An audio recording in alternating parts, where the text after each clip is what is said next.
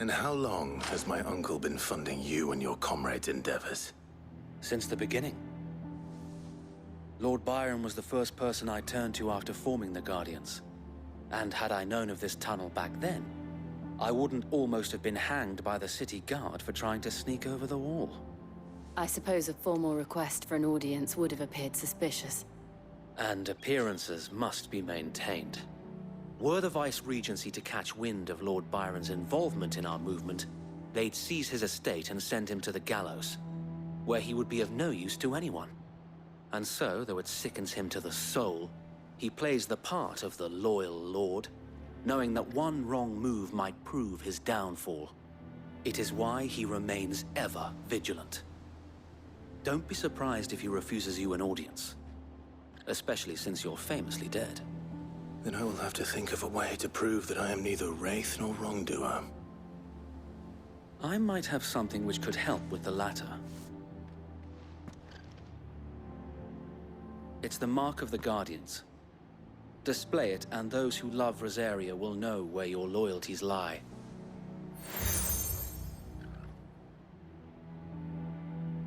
I shall wear it with pride. Be sure that you do. I don't want my men attacking you again. Unless you deserve it.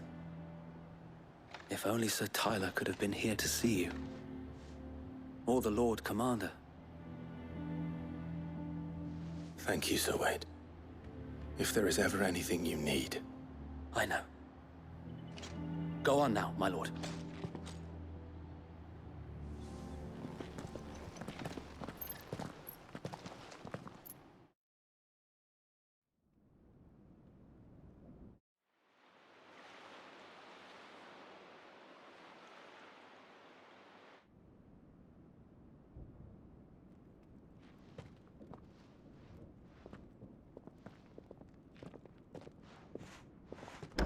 How accommodating.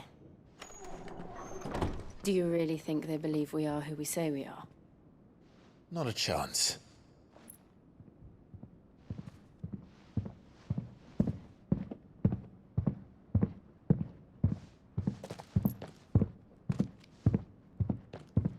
Right, I guess. My uncle believes we're imposters here to rob him. And means to string us up himself.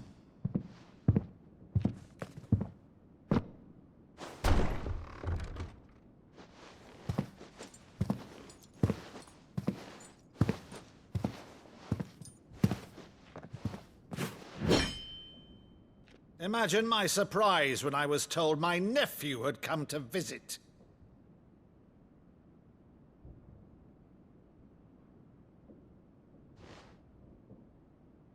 Clive Rosfield died long ago. And for uttering his name here, you shall pay with your tongue!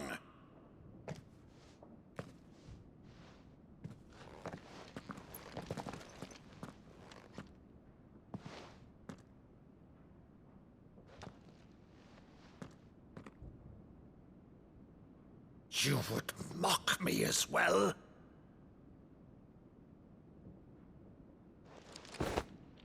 It is I, Sir Crandall of Camelot, loyal servant to Her Serene Holiness, Saint Sybil the Unshod. Meadow, thou vile sorcerer, for thy crimes against church and crown, I shall have thy head.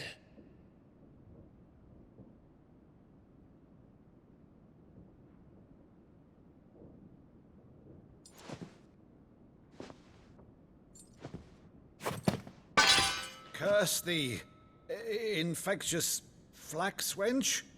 Even in death, must thou plague me still?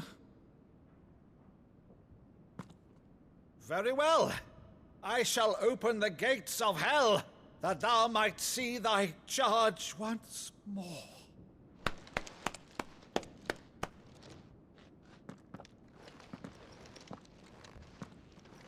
Bravo, Uncle. You're still the finest Meadow in the twins. Oh, Clive, my dear boy, it's really you.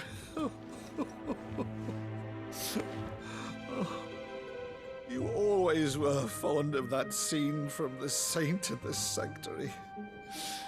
Never did let me play Sir Crandall.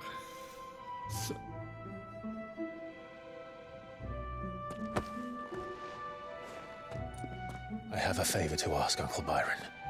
Rutherford, inform the kitchens. There'll be guests. We dine immediately. But, Uncle... You can't very well regale me with the tale of your miraculous preservation on an empty stomach.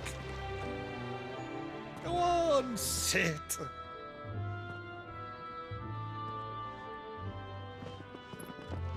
See that you use the good plates, Rutherford.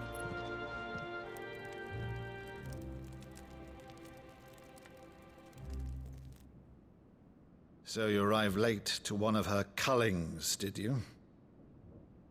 Since becoming Vicereine, Annabella has been a constant thorn in Rosaria's side, but these atrocities are a new low. Something has changed. Quite what, I don't know, but the woman we knew is gone, and a monster sits in her place. A monster. For better or worse, I've been charged with governing this town, and thus must maintain the illusion of obedience. That's all I can do to aid Wade and his merry band of revolutionaries. So he's told us. You have risked much for Rosaria. Our nation will be forever in your debt.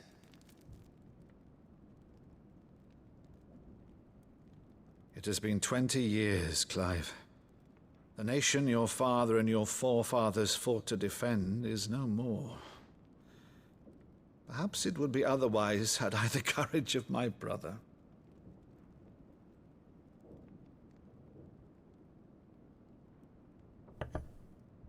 All right, if it's a ship you require, a ship you shall have. I've a galley in port, but recently relieved of her cargo. She can be outfitted for the voyage in a matter of weeks. So you believe us, then? About everything? Believe you? Ha! Only a fool would believe even half of the things you claim.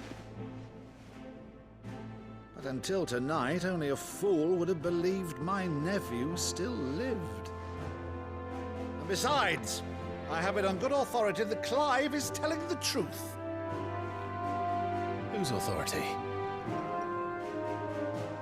On your own, of course. You've always been a terrible liar. Is that true? It's not untrue. Let's say no more about it, eh? It wouldn't do to linger on my nephew's greatest failing.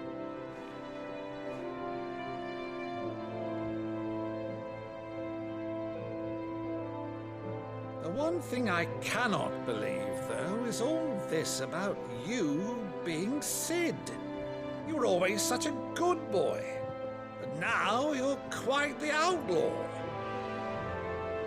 Which, if I'm not mistaken, would make me an outlaw's uncle. Right then, who shall we pillage first? Rutherford, fetch me my cutlass.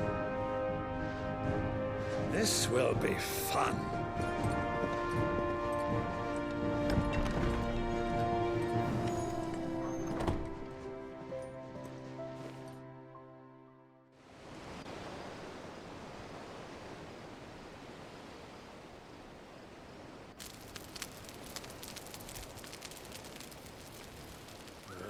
Over there.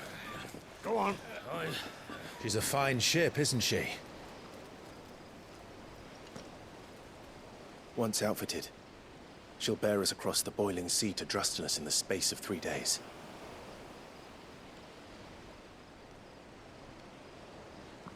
Something on your mind?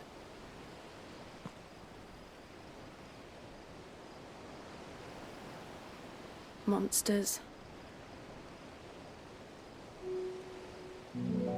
When I served the Iron Kingdom, I did so because I saw no other choice.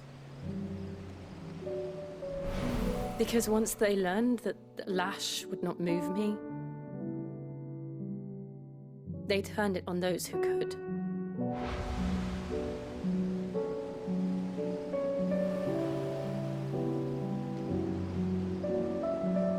so I became their puppet.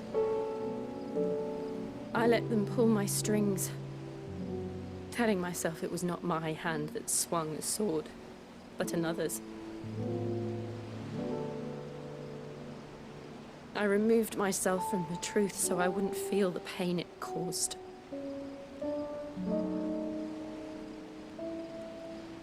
And before I knew it, I no longer felt anything. Anything at all.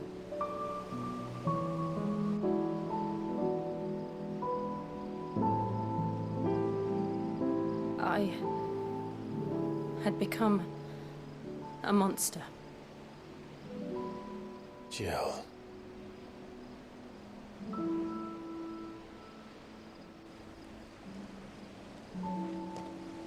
I don't want to be a monster, Clive.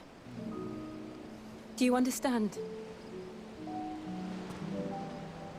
I want to choose a different path, a better path. To live on my own terms. But before I can do that, I need to come to terms with my past.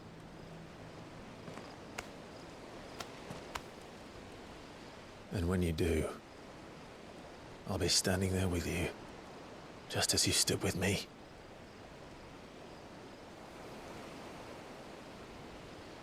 Thank you, Clive. I must atone for my sins. Only then, when it's done, will the monster cease to be. Just promise me that you won't die with it.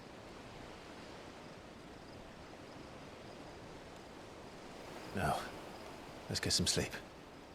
The journey back to Benamir is long, and there is much to tell the others.